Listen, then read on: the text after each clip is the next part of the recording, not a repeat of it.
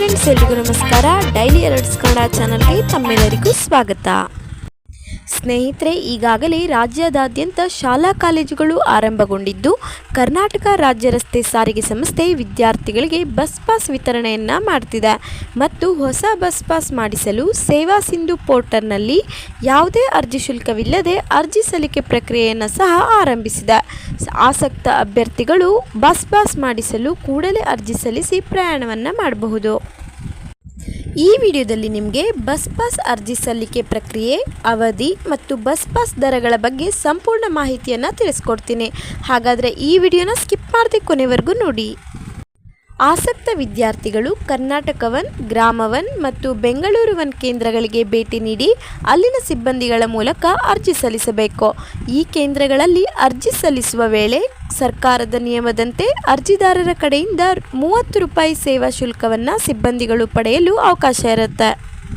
ಅರ್ಜಿ ಅಪ್ರೂವಲ್ ಆದ ಬಳಿಕ ವಿದ್ಯಾರ್ಥಿಗಳಿಗೆ ಪಾಸುಗಳನ್ನು ಪಡೆಯಲು ಭೇಟಿ ಕೊಡಬೇಕಾದ ಕೌಂಟರ್ನ ಹೆಸರು ಮತ್ತು ವಿಳಾಸವನ್ನು ಅರ್ಜಿಯಲ್ಲಿ ನೀಡಲಾದ ಮೊಬೈಲ್ ಸಂಖ್ಯೆಗೆ ಕಳುಹಿಸಲಾಗುತ್ತೆ. ವಿದ್ಯಾರ್ಥಿಗಳ 10 ತಿಂಗಳಿಗೆ ಬಸ್ ಪಾಸ್ಗಳ ಶುಲ್ಕದ ವಿವರಗಳನ್ನು ಇವಾಗ ಹೇಳ್ತಾ ಹೋಗ್ತೀನಿ.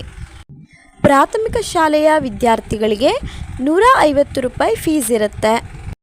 ಹಾಗೆ ಹೈಸ್ಕೂಲ್ ವಿದ್ಯಾರ್ಥಿಗಳಿಗೆ ಬಂದರೆ OBC ಕ್ಯಾಟಗರಿಯವ್ರಿಗೆ 750 ರೂಪಾಯಿ ಇರುತ್ತೆ.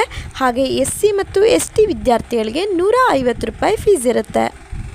ಹಾಗೆ ಹೈಸ್ಕೂಲ್ ವಿದ್ಯಾರ್ಥಿನಿಯರಿಗೆ OBC ಕ್ಯಾಟಗರಿಯವ್ರಿಗೆ 550 ರೂಪಾಯಿ ಫೀಸ್ ಇರುತ್ತೆ.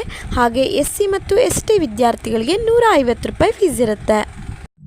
ಹಾಗೆ ಕಾಲೇಜು ಅಥವಾ ಡಿಪ್ಲೊಮಾ ವಿದ್ಯಾರ್ಥಿನಿಯರಿಗೆ OBC ಕ್ಯಾಟಗರಿಯವ್ರಿಗೆ 1050 ರೂಪಾಯಿ ಫೀಸ್ ಇರುತ್ತೆ. ಹಾಗೆ SC ST ವಿದ್ಯಾರ್ಥಿಗಳಿಗೆ 150 ರೂಪಾಯಿ ಫೀಸ್ ಇರುತ್ತೆ. ITI ವಿದ್ಯಾರ್ಥಿಗಳಿಗೆ 12 ತಿಂಗಳ ಪಾಸ್ಗೆ OBC ಕ್ಯಾಟಗರಿ ವಿದ್ಯಾರ್ಥಿಗಳಿಗೆ 1310 ರೂಪಾಯಿ ಫೀಸ್ ಇರುತ್ತೆ. ಹಾಗೆ SC ST ವಿದ್ಯಾರ್ಥಿಗಳಿಗೆ 160 ರೂಪಾಯಿ ಫೀಸ್ ಇರುತ್ತೆ.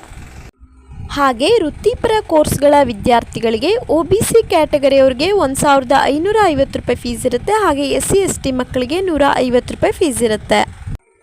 ಸ್ನೇಹಿತರೆ, ಈ ವಿಡಿಯೋದಲ್ಲಿ ನೀಡಿರೋ ಮಾಹಿತಿ ನಿಮಗೆ ಉಪಯೋಗ ಆಗಿದ್ರೆ ಪ್ಲೀಸ್ ಒಂದು ಸಬ್ಸ್ಕ್ರೈಬ್ ಮಾಡ್ಕೊಳ್ಳಿ ಅಂತ ಹೇಳ್ತಾ ಈ ವಿಡಿಯೋನ ಮುಗಿಸ್ತಾ ಇದ್ದೀನಿ. ಮತ್ತೆ ಸಿಗ್ತೀನಿ ಮುಂದಿನ ವಿಡಿಯೋದಲ್ಲಿ.